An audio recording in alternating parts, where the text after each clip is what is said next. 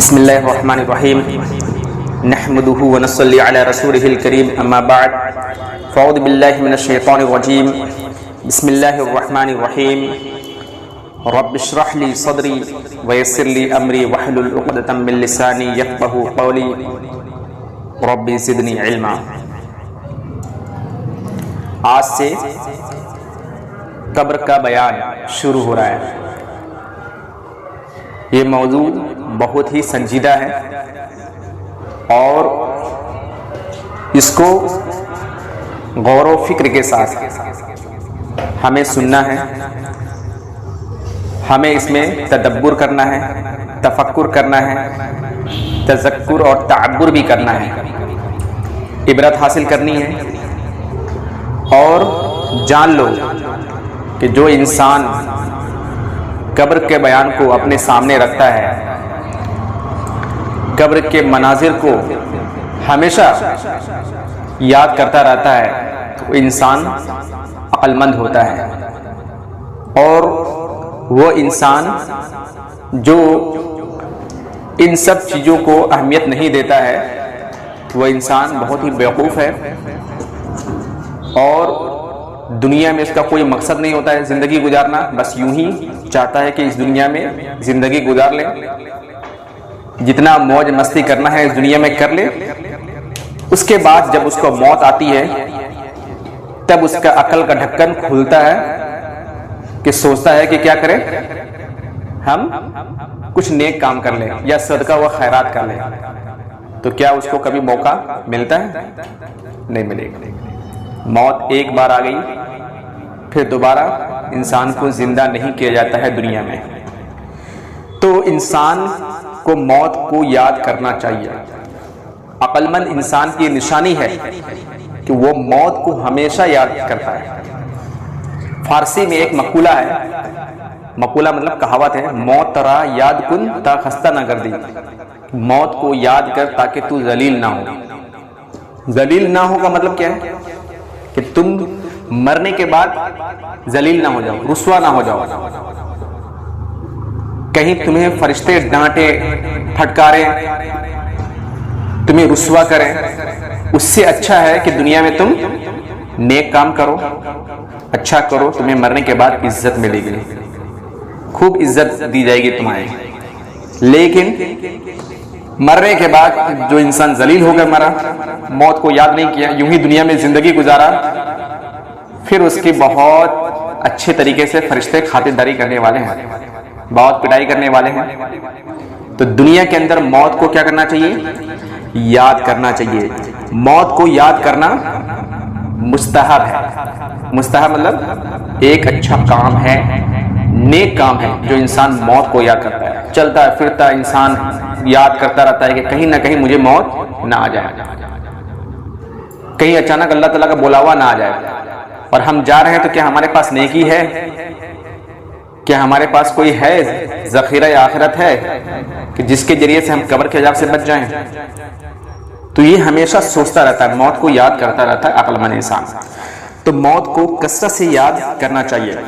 ابن ماجہ کی صحیح روایت ہے کہ ابو ہریرہ رضی اللہ تعالیٰ عنہ کہتے ہیں کہ رسول اللہ صلی اللہ علیہ وسلم نے فرمایا، لذتوں کو مٹانے والی چیز یعنی موت کو کثرت سے یاد کرو۔ انسان کو دنیا کے اندر بہت سارے ایسے کام کرنے میں بہت لذت اور مزہ آتا ہے، اور جس کو اللہ تعالیٰ نے حرام کر دیا ہے، جس کو اللہ تعالیٰ نے کیا کیا ہے؟ حرام کیا ہے، اور انسان کو وہ کام کرنے میں بہت مزہ آتا ہے۔ تو اس کام کو کرنے سے پہلے انسان کو کیا کرنا چاہیے؟ سوچنا چاہیے موت کو یاد کرنا چاہیے۔ جب بھی کوئی لذت والی چیز سامنے آئے اور وہ چیز غلط ہو تو ہمیں موت کو یاد کرنا چاہیے کہ یہ چیز کہیں اللہ رب العالمین کے دربار میں ہمیں رسوا نہ کر دے، موت کے بعد ہمارے لیے یہ رسوائی کا سبب نہ بن جائے۔ تو اسی لیے اللہ کے رسول صلی اللہ علیہ وسلم نے فرمایا، لذتوں کو مٹانے والی چیز یعنی موت کو کثرت سے یاد کیا کرو، بہت زیادہ موت کو یاد کیا کرو۔ اور آگے ابھی تو بات آئے گی کہ صحابہ کرام موت کو کیسے یاد کیا کرتے تھے۔ موت کو بہت زیادہ وہ یاد کیا کرتے تھے، صحابہ کرام، تابعین، محدثین کرام، سلف صالحین، یہ موت کو بہت زیادہ یاد کیا کرتے ہیں. لیکن آج کے زمانے میں دنیا کے اندر لوگ اس قدر مشغول ہو چکے ہیں، اس قدر مشغول ہو چکے ہیں، شیطان نے ان کو لایانی چیزوں میں ایسے مشغول کر کے رکھا ہوا ہے کہ وہ موت کو یاد کرنا بھول گئے ہیں. اور جب موت آتی ہے پھر وہ یاد آتا ہے کہ میں نے دنیا میں نہ کچھ اچھا کام کیا، نہ نماز پڑھی، نہ روزہ رکھا، نہ صدقہ و خیرات کیا. اس وقت تمنا کرنے کا کوئی فائدہ نہیں ہوگا. موت کو کثرت سے یاد کرنے والے لوگ ہی عقل مند ہیں. جو لوگ موت کو بہت زیادہ کثرت سے یاد کرتے ہیں وہ عقل مند ہے. ابن ماجہ کی حسن روایت ہے کہ حضرت عبداللہ بن عمر رضی اللہ عنہما کہتے ہیں کہ میں نے رسول اللہ صلی اللہ علیہ وسلم کے ساتھ تھا. ایک انصاری آدمی آیا اور سلام عرض کیا، پھر کہنے لگا یا رسول اللہ صلی اللہ علیہ وسلم، مومنوں میں سے افضل کون ہے؟ یعنی مومن لوگ تو ہیں، اس میں سب سے افضل کون ہے؟ آپ صلی اللہ علیہ وسلم نے ارشاد فرمایا جس کے اخلاق اچھے ہیں، جس کے اخلاق اچھے ہیں. انصاری نے عرض کیا مومنوں میں سے سب سے زیادہ عقل مند کون ہے؟ آپ صلی اللہ علیہ وسلم نے ارشاد فرمایا جو موت کو زیادہ یاد کرتا ہو، جو موت کو بہت زیادہ یاد کرتا ہو اور موت کے بعد آنے والے وقت کے لیے اچھی طرح تیاری کرتا ہو، وہ سب سے زیادہ عقل مند ہے، وہ سب سے زیادہ عقل مند ہے. اسی لیے جب جہنمی لوگ جہنم میں چلے جائیں گے تو وہ کیا کہیں گے؟ لو كنا نسمع او نعقل ما كنا في اصحاب السعير، کاش اگر ہم سنے ہوتے اور عقل کا استعمال کیے ہوتے. جو عقل کا استعمال کرتے ہیں تو وہی تو عقل مند ہوتے ہیں نا. جو عقل کا استعمال نہیں کرتے ہیں وہ عقل مند ہوتے ہیں. تو وہ کہیں گے جہنمی، اللہ تعالیٰ نے اس کا ذکر سورہ ملک کے اندر کیا ہے کہ لو كنا نسمع او نعقل ما كنا في اصحاب السعير، کاش اگر ہم سنے ہوتے اور عقل کا استعمال کیے ہوتے تو ہم جہنم والوں میں سے نہ ہوتے. تو آج اللہ تعالیٰ نے عقل دیا ہے کہ مرنا تو ہے جی، ہمیں اس دنیا سے جانا ہی ہے، کچھ ہم اچھی تیاری کر لیں. کوئی بھی انسان سفر کرتا ہے تو بغیر روپیہ پیسہ لیے یا زیادہ راہ لیے نکل جاتا ہے. وہ سارا ساز و سامان لیتا ہے نا جو سفر کا، تبھی تو وہ سفر میں نکلتا ہے وہ. اور ہم سفر کس طرف کرنے ہیں، یعنی کس طرف سفر کر رہے ہیں؟ آخرت کی طرف ہم سفر کر رہے ہیں. ہمارا سفر سیدھے قبر کے گڈھے کی طرف ہے. ہم کدھر سفر کر رہے ہیں؟ قبر کے گڈھے کی طرف. اسی لیے اللہ کے رسول صلی اللہ علیہ وسلم نے فرمایا کن فی الدنیا کأنک غریب او عابر سبیل، تم دنیا کے اندر اس طرح رہو گویا کہ تم مسافر ہو یا پردیسی ہو. مسافر کی طرح رہو کہ تم سفر کر رہے ہو، اور یہ سوچو کہ ہم سفر کس طرف کر رہے ہیں؟ اس قبر کے گڈھے کی طرف. کیا ہم نے اس کی کچھ تیاری کی ہے؟ نہیں کی. تو عقل مند انسان یہی چیز سوچتا ہے، وہ کیا کرتا ہے؟ تیاری کرتا ہے، پوری پلاننگ بناتا ہے وہ انسان کہ کون سا ایسا کام کرے جو ہمیں مرنے کے بعد کیا دے؟ فائدہ دے. اللہ رب العالمین ہمیں اس عذاب سے چھٹکارا دلا دے. اللہ تعالیٰ کون سا ایسا کام کرے جس سے اللہ تعالیٰ کیا ہو جائے؟ راضی ہو جائے. اور کون سا ایسا کام نہ کرے جس سے اللہ تعالیٰ، یعنی کون سا ایسا اگر کام نہ کریں کہ جس سے اللہ تعالیٰ کیا ہو جائے؟ خوش ہو جائے. تو ایسا کام کرنا چاہیے کہ جس سے اللہ تعالیٰ کیا ہو جائے؟ خوش ہو جائے. اور اللہ کی ناراضگی والے کام سے ہمیں کیا کرنا چاہیے؟ بچنا چاہیے. اسی طرح طبرانی کی حسن روایت ہے کہ عبداللہ بن عمر رضی اللہ عنہما سے روایت ہے کہ میں نے نبی کریم صلی اللہ علیہ وسلم کی خدمت میں 10واں آدمی حاضر ہوا. انصار میں سے ایک آدمی کھڑا ہوا اور عرض کیا اے اللہ کے نبی، لوگوں میں سے سب سے زیادہ عقل مند اور دور اندیش کون ہے؟ آپ صلی اللہ علیہ وسلم نے ارشاد فرمایا موت کو سب سے زیادہ یاد کرنے والا، موت کو سب سے زیادہ یاد کرنے والا اور موت کے لیے سب سے زیادہ تیاری کرنے والا. موت کو سب سے زیادہ یاد کرنے والا اور موت کے لیے سب سے زیادہ تیاری کرنے والا، یہ لوگ سب سے زیادہ عقل مند ہے. دنیا اور آخرت میں عزت و شرف پانے والے ہیں. دنیا کے اندر اللہ تعالیٰ ان کو عزت دیتا ہے. ایسے لوگوں کو اللہ تعالیٰ کیا کر دیتا ہے؟ عزت دیتا ہے. اسی لیے دیکھو جو نمازی، پرہیزگار، اچھے اخلاق والے ہوتے ہیں لوگ اس کی کیا کرتے ہیں؟ عزت کرتے ہیں، اس کی تعریف کرتے ہیں. تو اللہ تعالیٰ ان کو دنیا میں بھی عزت دیتا ہے اور آخرت میں تو عزت دے گا ہی.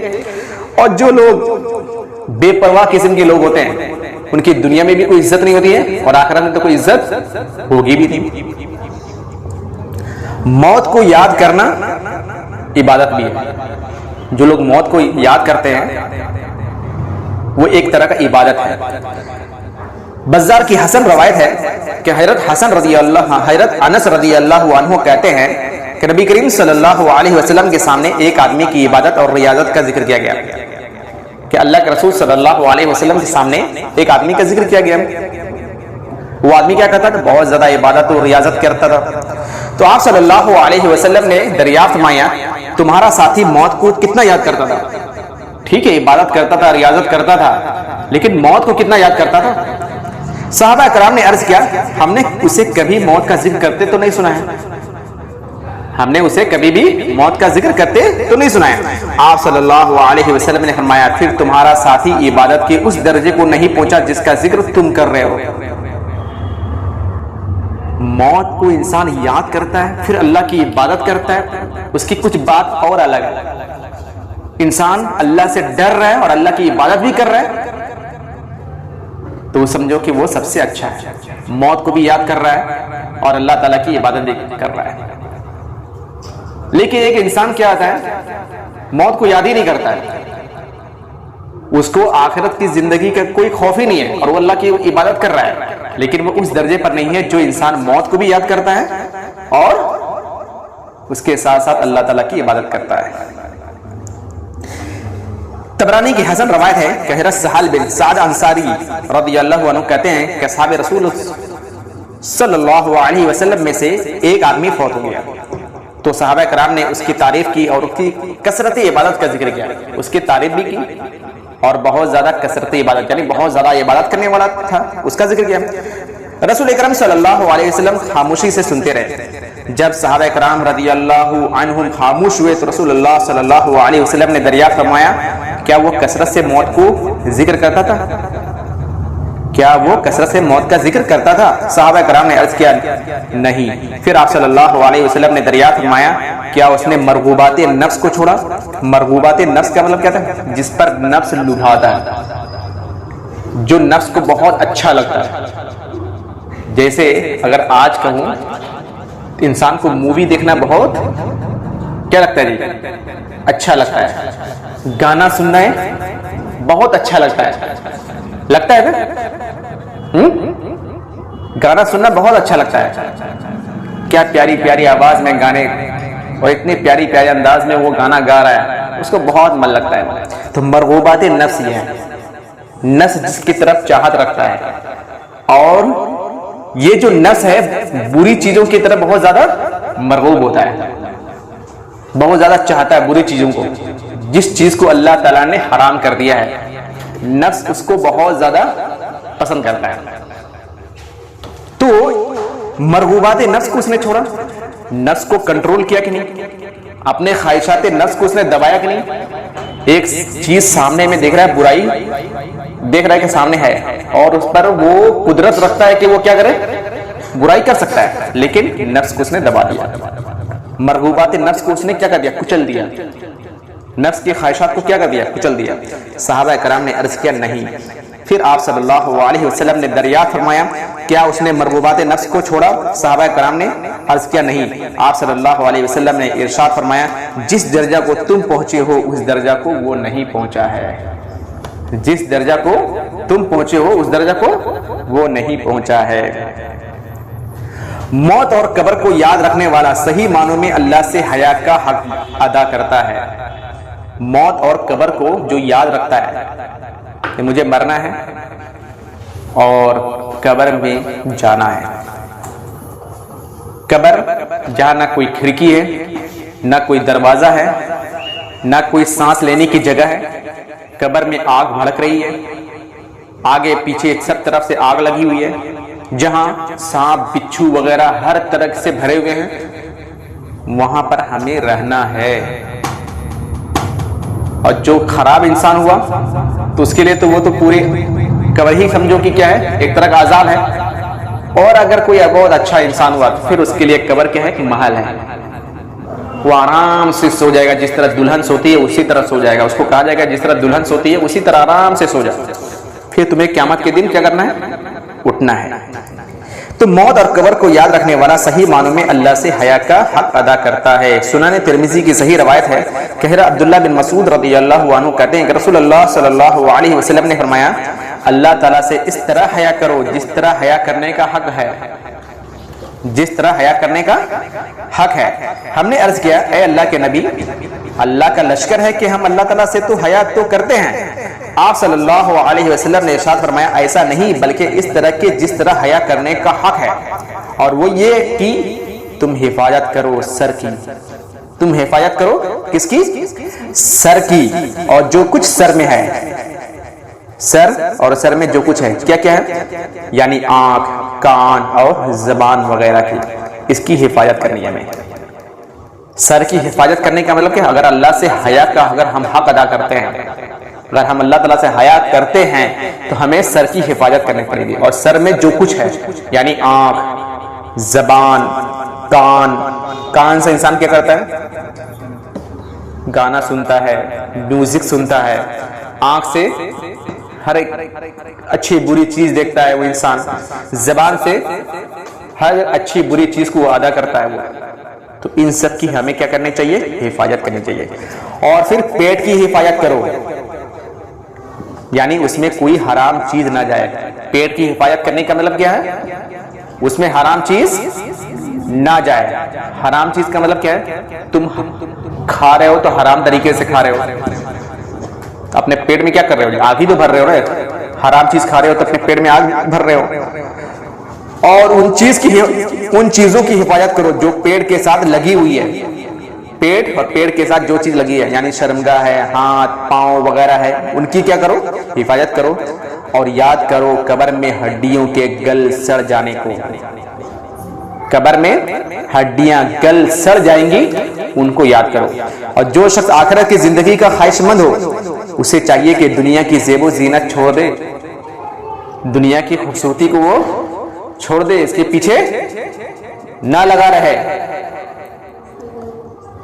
اور جس شخص نے یہ سارے کام کیے اس نے گویا اللہ تعالیٰ سے اس طرح حیا کیا جس طرح واقعی حیا کرنے کا حق تھا. جس طرح واقعی معنی میں اسے حیا کرنے کا حق تھا اس طرح اس نے حق ادا کیا کہ دنیا کی زیب و زینت کو اس نے چھوڑ دیا. ہر مرغوبات نفس کو اس نے کیا کر دیا؟ چھوڑ دیا اس نے. اور صرف اس چیز کے وہ فکر کرتا ہے کس طرح وہ قبر کے عذاب سے کیا ہو جائے؟ بچ جائے. آخرت میں وہ کامیاب ہو جائے، اللہ تعالیٰ اس سے راضی ہو جائے. موت کی تمنا کرنا یہ منع ہے. کوئی انسان یہ نہ کہے کہ اللہ مجھے موت دے دے. اکثر لڑائی جھگڑا ہوتا ہے تو انسان کہتا ہے کہ میں مر جاؤں، یا اللہ مجھے اٹھا لے، یا اللہ مجھے اٹھا لے. اس طرح کی موت کی تمنا وہ انسان کرتا ہے، جبکہ یہ سب چیز کیا ہے؟ بالکل ہی غلط ہے. یہ سب چیز کہنا کہ موت کی کوئی انسان تمنا نہیں کر سکتا ہے. موت کی خواہش کرنا منع ہے. صحیح بخاری کی روایت ہے کہ حضرت ابو ہریرہ رضی اللہ تعالیٰ عنہ کہتے ہیں کہ رسول اللہ صلی اللہ علیہ وسلم نے فرمایا کوئی شخص موت کی تمنا نہ کرے. اگر کوئی نیک آدمی ہے تو اپنی نیکیوں میں اضافہ کرے گا. نیک انسان ہے تو موت کی اگر تمنا کیا اور مر گیا تو اس کا نیکی جو کر رہا ہے اس کا تو اسٹاپ لگ گیا نا جی. اگر زندہ رہتا تو اور زیادہ نیکی کرتا.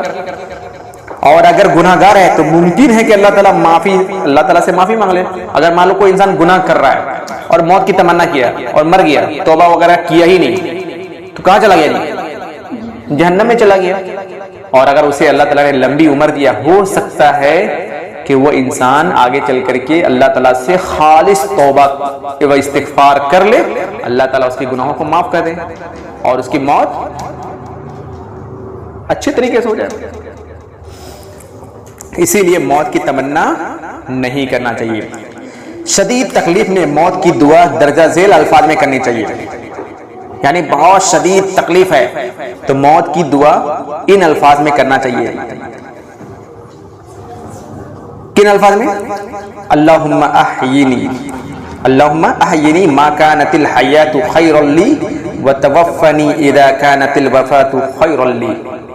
کیا مطلب ہوا؟ صحیح بخاری کی روایت ہے کہ حضرت انس بن مالک رضی اللہ تعالیٰ عنہ سے روایت ہے کہ نبی کریم صلی اللہ علیہ وسلم نے فرمایا تم میں سے کوئی بھی آدمی تکلیف یا مصیبت کی وجہ سے موت کی آرزو نہ کرے. جب اسے بہت کوئی تکلیف ہے یا مصیبت ہے تو اس کی وجہ سے وہ موت کی تمنا نہ کرے, اور اگر اس کے بغیر چارہ کار نہ ہو, اگر اس کے بغیر کوئی چارہ کار نہ ہو تو یوں کہنا چاہیے. کیا کہنا چاہیے؟ اے اللہ مجھے اس وقت تک زندہ رکھ جب تک میرے لیے زندہ رہنے میں بھلائی ہے. جب تک میرے زندہ رہنے میں کیا ہے؟ بھلائی ہے, تب تک مجھے زندہ رکھ, اور مجھے اس وقت وفات دے جب وفات میرے لیے بھلائی ہو. جب میرا مرنا میرے لیے بھلائی ہو اس وقت مجھے وفات دینا, اور اگر میرے زندہ رہنے میں بھلائی ہے تو مجھے زندہ رکھ اس وقت تک, اور جب میری موت اس وقت موت آئے, جب میرے لیے موت کے وقت بھلائی ہو تو اس وقت مجھے موت دے دے. یہ بہت اچھی دعا ہے, تو یہ دعا کرنی چاہیے, نہ کہ یہ ڈائریکٹ دعا کریں کہ اللہ مجھے موت دے دے. اور کب قبولیت کی گھڑی ہے اور وہ سب کو قبولیت کی گھڑی میں وہ دعا قبول ہو جائے اور تمہاری موت ہو جائے. اس لیے موت کی کبھی بھی تمنا نہیں کرنا چاہیے. شہادت کے لیے دعا کرنا چاہیے, یا اللہ مجھے شہید کا موت عطا فرما, یا اللہ مجھے شہید بنا دے. اس کی موت کی تمنا کرنا جائز ہے. صحیح بخاری کی روایت ہے کہ حضرت ابو ہریرہ رضی اللہ تعالیٰ عنہ کہتے ہیں کہ میں نے رسول اللہ صلی اللہ علیہ وسلم کو یہ فرماتے ہوئے سنا ہے, اس ذات کی قسم جس کے ہاتھ میں میری جان ہے, میں پسند کرتا ہوں کہ اللہ کی راہ میں قتل کیا جاؤں, پھر زندہ کیا جاؤں, پھر اللہ کی راہ میں قتل کیا جاؤں, پھر زندہ کیا جاؤں, پھر اللہ کی راہ میں قتل کیا جاؤں, پھر زندہ کیا جاؤں, پھر اللہ کی راہ میں قتل کیا جاؤں. کیونکہ جب انسان اللہ کی راہ میں قتل ہو جاتا ہے تو جو اللہ رب العالمین نے اس کی عزت کی ہے, اس کی عزت کی بنیاد پر, شرف کی بنیاد پر وہ انسان تمنا کرتا ہے اللہ دوبارہ مجھے دنیا میں بھیج دے, پھر میں قتل ہو جاؤں اور پھر تیرے پاس آؤں. یہ بہت بڑی فضیلت ہے. تو انسان کو یعنی شہادت کی موت کی تمنا کرنا چاہیے کہ مجھے اللہ تعالیٰ شہیدوں میں سے بنائے. موت کو خیر و برکت کا باعث بنانے کے لیے اللہ سے یہ دعا مانگنی چاہیے. صحیح مسلم کی روایت ہے کہ حضرت ابو ہریرہ رضی اللہ تعالیٰ عنہ کہتے ہیں کہ رسول اللہ صلی اللہ علیہ وسلم یہ دعا مانگا کرتے تھے, یا اللہ میرے دین کی اصلاح فرما, جو میرے انجام کا محافظ ہے, میری دنیا کی اصلاح فرما جس میں میری روزی ہے, میری آخرت کی اصلاح فرما جہاں مجھے مرنے کے بعد پلٹ کر جانا ہے, میری زندگی کو نیکیوں میں اضافے کا باعث بنا, اور موت کو ہر برائی سے بچنے کے لیے باعث رحمت بنا. تو یہ انسان کو کیا کرنا چاہیے؟ دعا کرنی چاہیے. موت کی سختیاں, موت کی سختیاں یعنی جب موت آتی ہے تو کس قدر سختی ہوتی ہے اس کا بیان ہے. موت کی تکلیف اور سختی برحق ہے, یعنی موت ہوتی ہے تو صحیح معنوں میں انسان کو بہت تکلیف ہوتی ہے, اور سب سے زیادہ مرنے کے وقت میں تکلیف کس کو ہوا تھا؟ محمد صلی اللہ علیہ وسلم کو. موت کی تکلیف بڑی شدید ہے.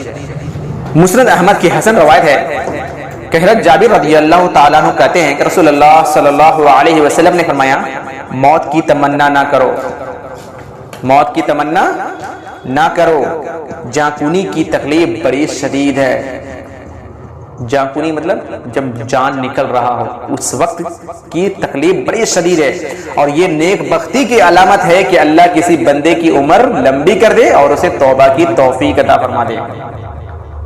اللہ کسی بندے کی عمر کو لمبی کر دے اور توبہ کی توفیق عطا فرما دے, یہ بہت ہی نیک بختی کی علامت ہے.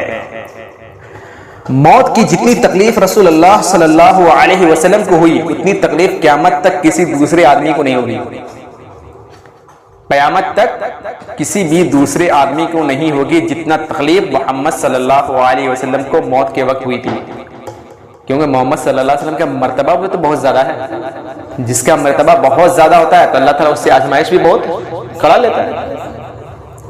سنن ابن ماجہ کی صحیح روایت ہے کہ حضرت انس بن مالک رضی اللہ تعالیٰ عنہ کہتے ہیں کہ جب رسول اللہ صلی اللہ علیہ وسلم کو موت کی تکلیف شروع ہوئی تو حضرت فاطمہ رضی اللہ عنہا نے کہا ہائے میرے باپ کی تکلیف. رسول اللہ صلی اللہ علیہ وسلم نے فرمایا آج کے بعد تمہارے باپ کو ایسی تکلیف کبھی نہیں ہوگی. یعنی موت کے وقت جو تکلیف ہو رہی ہے تو فاطمہ رضی اللہ عنہا نے دیکھا تو اپنے باپ کی تکلیف کو دیکھ کر کے ان سے رہا نہیں گیا اور انہوں نے کہا ہائے میرے باپ کی تکلیف. تو اللہ کے رسول صلی اللہ علیہ وسلم نے فرمایا کہ آج کے بعد تمہارے باپ کو تکلیف نہیں ہوگی. تمہارے باپ کو موت کے وقت ایسی تکلیف آئی جو آئندہ قیامت تک کسی اور کو نہیں آئے گی. ابن ماجہ کی روایت ہے. رسول اکرم صلی اللہ علیہ وسلم کی موت کی تکلیف پر حضرت عائشہ رضی اللہ عنہا کا اظہار خیال ہے. صحیح بخاری کی روایت ہے کہ حضرت عائشہ رضی اللہ عنہا کہتی ہیں کہ نبی کریم صلی اللہ علیہ وسلم کی وفات اس حالت میں ہوئی کہ آپ صلی اللہ علیہ وسلم کا سر مبارک میرے سینے اور تھوڑی کے درمیان تھا. آپ صلی اللہ علیہ وسلم کی موت کی تکلیف دیکھنے کے بعد اب میں سے کسی کے لیے موت کی سختی کو برا نہیں سمجھتی. اب میں کسی کے لیے موت کی سختی کو برا نہیں سمجھتی. یعنی اللہ کے رسول صلی اللہ علیہ وسلم کی موت کی تکلیف کو دیکھنے کے بعد عائشہ رضی اللہ عنہا کہتی ہیں کہ میں کسی کے لیے موت کی سختی کو برا نہیں سمجھتی کیونکہ اس کی موت کے وقت میں بہت سختی آیا. ٹھیک ہے, اب میں اس کو برا نہیں سمجھتی. ہاں موت کے وقت میں سختی آتی ہے. مرتے وقت مومنوں کے اعزازات یعنی مومن کے کن کن اعزازات دیے جاتے ہیں, کون سا انعام دیا جاتا ہے جب مومن انسان مرتا ہے. ایک تو انسان مومن مرتا ہے تو کون سے ان کو اعزازات دیے جاتے ہیں, اور ایک انسان یعنی جو برا انسان مرتا ہے, کافر انسان مرتا ہے, فاسق مرتا ہے تو اس کو کون کون سے اعزازات دیے جاتے ہیں. مرتے وقت مومن آدمی کی درجہ ذیل 10 قسم کے اعزازات یا ان میں سے بعض اعزازات سے نمایا جاتا ہے. یہ میں صرف ابھی بیان کر دے رہا ہوں, اس کا ذکر آگے آئے گا. صرف میں پوائنٹ ٹو پوائنٹ بیان کر دے رہا ہوں میں. نمبر 1, فرشتے روح قبض کرنے سے پہلے آ کر السلام علیکم کہتے ہیں. مومن کو کیا کہتے ہیں؟ السلام علیکم یعنی تم پر سلامتی ہو. جب انسان یعنی جب فرشتے آتے ہیں مومن کا روح قبض کرنے کے لیے تو سب سے پہلے فرشتے آ کر کیا کہتے ہیں؟ السلام علیکم. تو وہ انسان سمجھ جاتا ہے کہ میرا کیا ہونے والا ہے, میری عزت ہونے والی ہے یا میری واٹ لگنے والی ہے. وہ انسان سمجھ جاتا ہے. جب فرشتے سلام کرتے ہیں تو وہ سمجھ جاتا ہے کہ میرے ساتھ عزت ہونے والی ہے. نمبر 2, مومن آدمی کی روح قبض کرنے کے لیے سورج کی طرح روشن چہرے والے فرشتے آتے ہیں. جو مومن کی روح قبض کرتے ہیں وہ فرشتے اس قدر روشن چہرے والے ہوتے ہیں گویا سورج کی طرح چمک رہے ہیں. سورج کی طرح روشن چہرے والے فرشتے آتے ہیں ان کے پاس. یہ بہت بڑا اعزاز ہے نا جی. نمبر 3, مومن آدمی کی روح جب نکال لی جاتی ہے اس کو لپیٹنے کے لیے, مومن آدمی کی روح کو لپیٹنے کے لیے رحمت کے فرشتے جنت سے سفید ریشمی کفن اپنے ساتھ لاتے ہیں. جنت سے سفید ریشمی کفن اپنے ساتھ لاتے ہیں تاکہ اس میں رکھ کر کے روح کو لے جایا جائے. نمبر 4, روح کو معطر کرنے کے لیے فرشتے جنت سے خوشبو بھی اپنے ساتھ لاتے ہیں. روح کو خوشبودار بنانے کے لیے فرشتے جنت سے خوشبو بھی لے کر کے آتے ہیں. نمبر 5, مومن کی روح قبض کرتے وقت فرشتے مومن آدمی کو اللہ تعالیٰ کی مغفرت اور رضامندی کی بشارت بھی دیتے ہیں. یعنی اللہ تعالیٰ نے تجھے بخش دیا, اللہ تعالیٰ تجھ سے کیا ہو گیا؟ راضی ہو گیا. وہ قرآن کی آیت ہے نا جی, یا ایتھا النفس المطمئنہ ارجعی الی ربک راضیۃ مرضیہ. اے نفس مطمئنہ چلو اللہ کی طرف, تم اللہ سے راضی ہو, اللہ تم سے راضی ہے. کیا بات ہے. اللہ تعالیٰ ہم لوگوں کو بھی ان خوش نصیب لوگوں میں سے کر دے. اللہ تعالیٰ کے فرشتے ہمارے پاس بھی آئے اور اس طرح کہیں. تو نمبر 5, مومن کی روح قبض کرتے ہوئے فرشتے مومن آدمی کو اللہ تعالیٰ کی مغفرت اور رضامندی کی بشارت دیتے ہیں. نمبر 6, مومن آدمی کی روح جسم سے نکلتی ہے تو اس سے روئے زمین پر پائے جانے والی بہترین مشک جیسی خوشبو آتی ہے. اس کی روح سے مشک کی جیسی خوشبو آتی ہے, بدبو نہیں آتی. نمبر 7, مومن آدمی کی روح کے لیے زمین و آسمان کے درمیان موجود سارے فرشتے رحمت کی دعا کرتے ہیں. مومن آدمی کی روح کے لیے زمین و آسمان کے درمیان جو کچھ بھی یعنی جو بھی فرشتے رہتے ہیں وہ رحمت کی دعا کرتے رہتے ہیں اس کے لیے. نمبر 8، مومن آدمی کی روح کو آسمان پر لے جانے والے فرشتے آسمان کے دروازے پر مومن آدمی کا تعارف کرواتے ہیں تو محافظ فرشتے خوش آمدید کہتے ہوئے آسمان کا دروازہ کھول دیتے ہیں. اور یہی برے انسان کے لیے کھولا نہیں جاتا ہے، اس کو وہیں سے پھینک دیا جاتا ہے، وہیں سے پھینک دیا جاتا ہے. لیکن مومن آدمی کے لیے آسمان کا دروازہ کھول دیا جاتا ہے. تو مومن آدمی کی روح کو آسمان پر لے جانے والے فرشتے آسمان کے دروازے پر مومن آدمی کا تعارف کرواتے ہیں کہ یہ فلاں فلاں آدمی کا روح ہے. تو محافظ فرشتے خوش آمدید کہتے ہوئے آسمان کا دروازہ کھول دیتے ہیں. نمبر 9، ہر آسمان کے فرشتے مومن آدمی کی روح کو الوداع کہنے کے لیے اگلے آسمان تک ساتھ جاتے ہیں. یعنی ان کو روح جب الوداع کیا جاتا ہے ان کو، تو آسمان میں رہنے والے فرشتے مومن کی روح کو الوداع کہنے کے لیے اگلے آسمان تک ساتھ میں جاتے ہیں. نمبر 10، 7ویں آسمان پر پہنچنے کے بعد اللہ تعالیٰ کے حکم سے مومن روح کا اندراج علیین میں کر دیا جاتا ہے. قرآن میں اس کا ذکر ہے نا، وما ادراک ما علیون، اور سجین کا بھی ذکر ہے جس میں برے لوگوں کا روح ہے، سجین اور علیین. تو مومن روح کا اندراج علیین میں کر لیا جاتا ہے اور روح کو واپس قبر میں بھیج دیا جاتا ہے. یہ 10 اعجازات مومن آدمی کے ساتھ خاص ہے، اور یہ ساری چیزوں کی ڈیٹیل آگے آئے گی. روح قبض کرنے سے پہلے فرشتے مومن آدمی کو اللہ تعالیٰ کا سلام پہنچاتے ہیں. روح قبض کرنے سے پہلے فرشتے مومن آدمی کو اللہ تعالیٰ کا سلام پہنچاتے ہیں کہ اللہ تعالیٰ نے آپ کو سلام پہنچایا ہے. اللہ تعالیٰ نے سورہ نحل آیت نمبر 32 کے اندر فرمایا، کیا فرمایا؟ نیک اور متقی لوگوں کی روح فرشتے قبض کرنے آتے ہیں تو کہتے ہیں تم پر سلامتی ہو، تم پر کیا ہو؟ سلامتی ہو. اور سورہ احزاب آیت نمبر 44 کے اندر اللہ تعالیٰ نے فرمایا جس روز اہل ایمان اللہ سے ملیں گے ان کا استقبال سلام سے ہوگا. ان کا استقبال کیا ہوگا؟ سلام سے ہوگا. اور مومن آدمی کی روح قبض کرنے سے پہلے فرشتے اسے اللہ تعالیٰ کی خوشنودی اور رضامندی کی بشارت دیتے ہیں، جس سے مومن کے دل میں اللہ تعالیٰ سے ملاقات کی خواہش شدید تر ہو جاتی ہے. جب مومن آدمی کو خوشخبری دی جاتی ہے کہ اللہ تعالیٰ نے تمہیں بخش دیا، تم سے راضی ہو گیا، تو مومن آدمی کی خواہش ابھرتی ہے کہ کاش میں اللہ تعالیٰ سے جلدی مل جاؤں. اور صحیح معنی میں ہر انسان تڑپے گا کہ اللہ تعالیٰ سے ہم ملاقات کریں.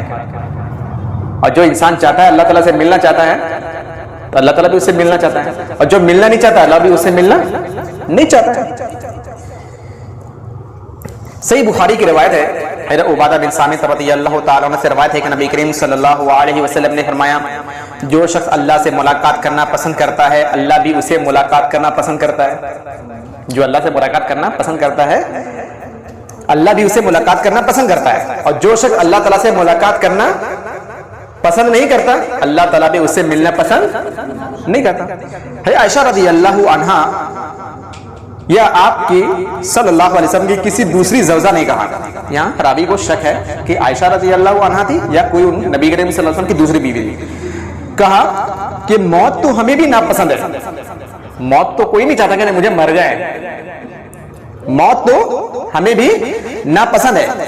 آپ صلی اللہ علیہ وسلم نے ارشاد فرمایا اللہ کی ملاقات سے مراد موت نہیں ہے، اللہ کی ملاقات سے مراد موت نہیں ہے، بلکہ مومن کو جب موت آتی ہے تو اسے اللہ کی رضامندی اور عزت افزائی کی خوشخبری دی جاتی ہے، تو اس وقت مومن کو آئندہ ملنے والی نعمتوں سے زیادہ کوئی چیز محبوب نہیں ہوتی ہے، اور وہ جلدی جلدی اللہ سے ملنا چاہتا ہے کہ میں اللہ سے ملوں موت کے وقت، اور اللہ بھی اس سے ملنے کو پسند کرتا ہے. اور جب کافر کو موت آتی ہے تو اسے اللہ کے عذاب اور اس کی سزا کی بشارت دی جاتی ہے، تب اسے آئندہ پیش آنے والے حالات سے زیادہ نفرت کسی چیز سے نہیں ہوتی ہے، لہذا وہ اللہ تعالیٰ سے ملاقات کو ناپسند کرتا ہے تو اللہ تعالیٰ بھی اسے ملنا پسند نہیں فرماتا۔ سمجھ میں آیا کیا سمجھ میں؟ یعنی دنیا میں انسان ہے تو موت کو یاد کرتا رہتا ہے، لیکن جب موت آ رہی ہے تو جب فرشتے اس کو خوشخبری دیتے ہیں تو اللہ تعالیٰ سے ملاقات کی خواہش جاری کرتا ہے کہ میں اللہ تعالیٰ سے ملوں، تو اللہ تعالیٰ بھی اسے ملنا چاہتا ہے۔ اور جو برا انسان ہوتا ہے تو اللہ سے ملنا ہی نہیں کرتا ہے، کیا دیکھائے گا اللہ کو؟ تو اللہ تعالیٰ بھی اسے ملنا پسند نہیں کرتا۔ مومن آدمی کی روح قبض کرنے کے لیے سورج کی طرح روشن چہروں والے فرشتے آتے ہیں، اور مومن آدمی کی روح قبض کرنے والے فرشتے جنت سے کفن اور جنت سے خوشبو اپنے ساتھ لاتے ہیں، اور روح قبض کرنے والے سے پہلے فرشتے مومن آدمی کی روح کو مخاطب کر کے کہتے ہیں اے پاک روح، اللہ کی مغفرت اور خوشنودی کی طرف چل۔ مومن آدمی کی روح جسم سے اس طرح جلدی جلدی نکلتی ہے جس طرح پانی کی مشک سے پانی جلدی جلدی نکلتا ہے۔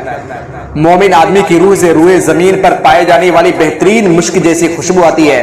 مومن آدمی کی روح کو آسمان پر لے جانے والے فرشتے ہر آسمان کے دروازے پر مومن آدمی کا تعارف کرواتے ہیں تو محافظ فرشتے خوش آمدید کہتے ہوئے آسمان کا دروازہ کھول دیتے ہیں۔ ہر آسمان کے فرشتے مومن آدمی کو روح کو الوداع کہنے کے لیے اگلے آسمان تک ساتھ جاتے ہیں۔ ساتویں آسمان پر پہنچنے کے بعد اللہ تعالیٰ کے حکم سے نیک آدمی کو روح کا اندراج علیین میں کر لیا جاتا ہے اور روح کو واپس قبر میں بھیج دیا جاتا ہے۔ یہ ساری چیزیں ایک ہی حدیث کے اندر موجود ہے، وہ لمبی حدیث ہے، مسند احمد کی حسن روایت ہے۔ کیا ہے؟ غور سے سننا۔ حضرت برا بن عازب رضی اللہ عنہ کہتے ہیں کہ ہم ایک انصاری کے جنازے کے لیے رسول اللہ صلی اللہ علیہ وسلم کے ساتھ نکلے۔ جب ہم قبر پر پہنچے تو قبر ابھی نامکمل تھی۔ رسول اکرم صلی اللہ علیہ وسلم بیٹھ گئے اور ہم بھی آپ صلی اللہ علیہ وسلم کے گرد اس قدر خاموشی سے بیٹھ گئے جیسے ہمارے سروں پر پرندے بیٹھے ہیں۔ آپ صلی اللہ علیہ وسلم کے ہاتھ مبارک میں ایک چھڑی تھی جس سے آپ صلی اللہ علیہ وسلم زمین کورید رہے تھے۔ آپ صلی اللہ علیہ وسلم نے اچانک اپنا سر مبارک اٹھایا اور 2 یا 3 مرتبہ فرمایا لوگو عذاب قبر سے اللہ کی پناہ مانگو، لوگو اللہ کی قبر کے عذاب سے پناہ مانگو، لوگو اللہ کے عذاب قبر سے پناہ مانگو۔ پھر ارشاد فرمایا جب مومن آدمی دنیا سے کوچ کر کے آخرت کی طرف روانہ ہونے لگتا ہے تو اس کے پاس اس قدر سفید چہرے والے فرشتے آتے ہیں گویا کہ سورج کی طرح چمک رہے ہیں۔ ان کے پاس جنت کے کفنوں میں سے ایک کفن اور جنت کی خوشبوؤں میں سے ایک خوشبو ہوتی ہے۔ وہ فرشتے حد نگاہ کے فاصلے پر آ کر بیٹھ جاتے ہیں۔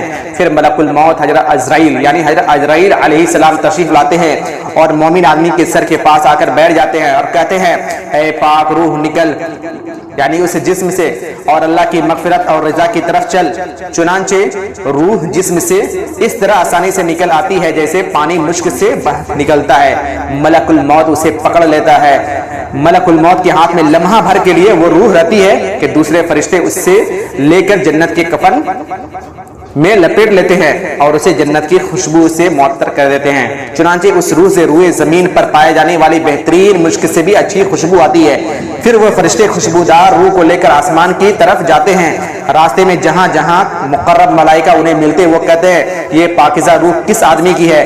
جواب میں فرشتے کہتے ہیں کہ یہ فلاں بن فلاں شخص کی ہے جو دنیا میں اپنے فلاں بہترین نام سے پہچانا جاتا تھا۔ فرشتے اس کی روح لے کر آسمانی دنیا تک پہنچ جاتے ہیں اور اس کے لیے دروازے کھولنے کی درخواست کرتے ہیں اور دروازہ کھول دیا جاتا ہے اور اس آسمان کے فرشتے مومن کی روح کو اگلے آسمان تک الوداع کہنے کے لیے ساتھ جاتے ہیں، حتیٰ کہ فرشتے اس روح کو لے کر 7ویں آسمان تک پہنچ جاتے ہیں۔ اللہ تعالیٰ کی طرف سے حکم ہوتا ہے کہ میرے بندے کا نام علیین میں لکھ لو اور اسے زمین کی طرف واپس اس کے جسم میں لوٹا دو۔ یہ اتنی لمبی حدیث ہے۔ مومن کی روح قبض کرنے کے لیے رحمت کے فرشتے سفید رنگ کا ریشمی کفن اپنے ساتھ لاتے ہیں۔ روح قبض کرنے سے پہلے فرشتے مومن آدمی کو اللہ کی رضا اور رحمت کی بشارت دیتے ہیں۔ مومن آدمی کی روح سے آنے والی خوشبو سونگھ کر فرشتے بھی مسرت محسوس کرتے ہیں اور فوت ہونے والے اہل ایمان کی روحیں جب علیین میں پہنچتی ہیں تو پہلے سے موجود اہل ایمان کی روحوں سے مل کر انہیں خوشی محسوس ہوتی ہے اور وہ ایک دوسرے کا حال احوال دریافت کرتی ہیں۔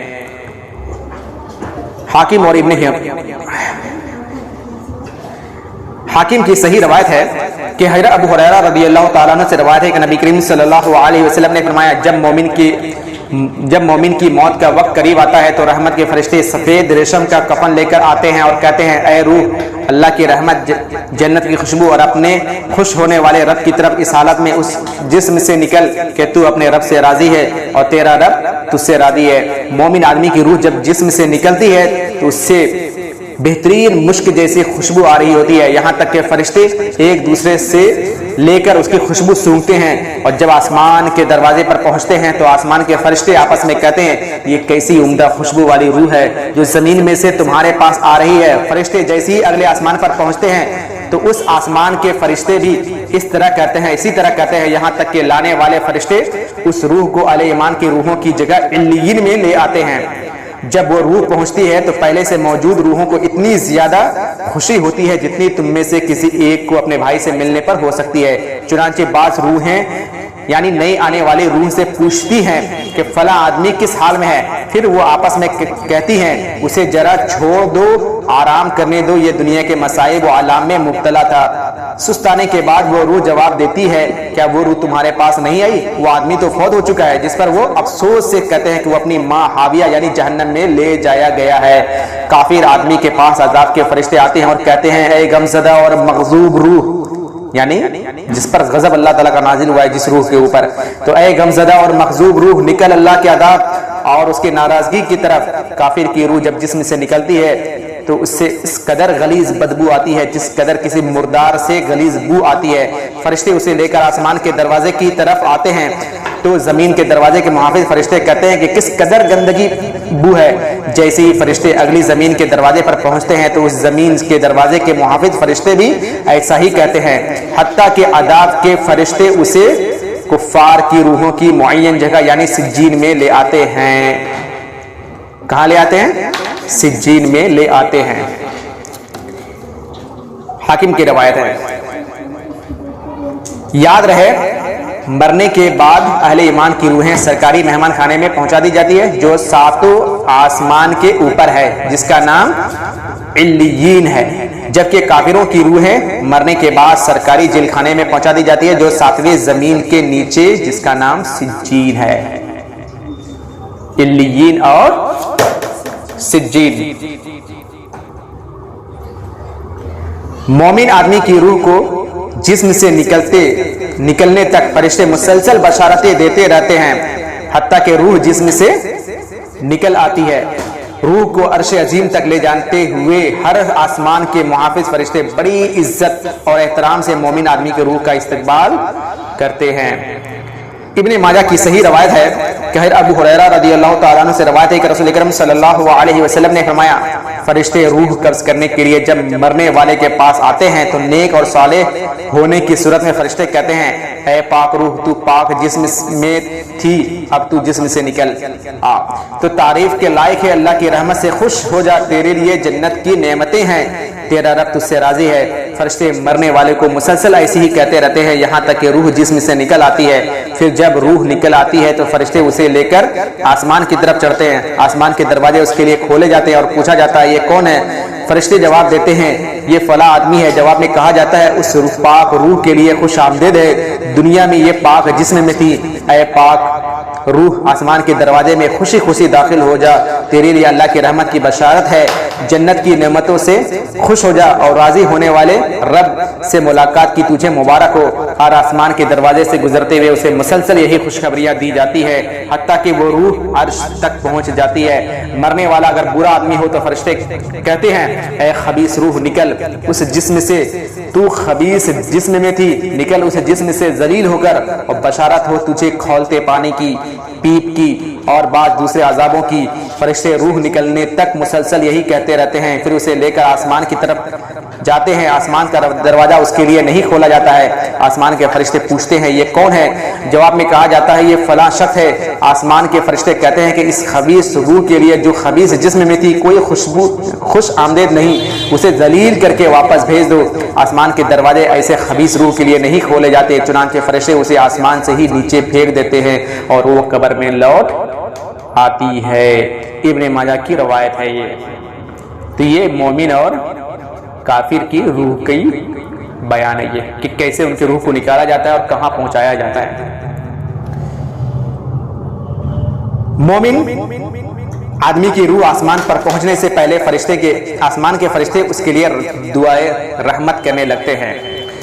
صحیح مسلم کی روایت ہے کہ حضرت ابو ہریرہ رضی اللہ تعالیٰ عنہ فرماتے ہیں کہ جب مومن کی روح نکلتی ہے تو 2 فرشتے اسے لے کر آسمان کی طرف جاتے ہیں۔ حدیث کے راوی حماد کہتے ہیں کہ حضرت ابو ہریرہ رضی اللہ تعالیٰ عنہ نے روح کی خوشبو اور مشک کا ذکر کیا اور کہا کہ آسمان والے فرشتے اس روح کو خوشبو پا کر کہتے ہیں کہ کوئی پاک روح ہے جو زمین کی طرف سے آئی ہے، اللہ تجھ پر رحمت کرے اور اس جسم پر بھی جسے تو نے آباد کر رکھا ہے۔ پھر فرشتے اپنے رب کی حضور اس روح کو لے جاتے ہیں۔ اللہ تعالیٰ ارشاد فرماتے ہیں اسے قیامت قائم ہونے تک اس کی معین جگہ یعنی علیین میں پہنچا دو۔ حدیث کے راوی نے کافر کے روح کے نکلنے کا ذکر کرتے ہوئے بتایا کہ حضرت ابو ہریرہ رضی اللہ تعالیٰ عنہ نے روح کی بدبو اور اس پر فرشتوں کی لعنت کا ذکر کیا ہے۔ آسمان کے فرشتے کہتے ہیں کہ کوئی ناپاک روح ہے جو زمین کی طرف آ رہی ہے۔ پھر اللہ تعالیٰ کی طرف سے حکم ہوتا ہے کہ اسے قیامت قائم ہونے تک اس کی معین جگہ یعنی سجین میں لے جاؤ۔ حضرت ابو ہریرہ رضی اللہ تعالیٰ عنہ کہتے ہیں کہ جب رسول اکرم صلی اللہ علیہ وسلم کافر کے روح کی بدبو کا ذکر فرمایا تو نفرت سے اپنی چادر کا دامن اس طرح اپنی ناک پر رکھ لیا اور پھر اپنی چادر ناک پر رکھ کر دکھا دی۔ صحیح مسلم کی روایت ہے۔ اس کے بعد آئندہ درس میں مرتے وقت یہ کافروں کی کون سی سزائیں دی جاتی ہے اس کا بیان ہوگا۔ آخر میں اللہ تعالیٰ سے دعا ہے کہ اللہ تعالیٰ ہم تمام لوگوں کو قبر کے عذاب سے بچائے اور ہمیں دنیا کے اندر نیک عمل کرنے کی توفیق عطا فرمائے، آمین۔ وآخر دعوانا ان الحمد للہ رب العالمین۔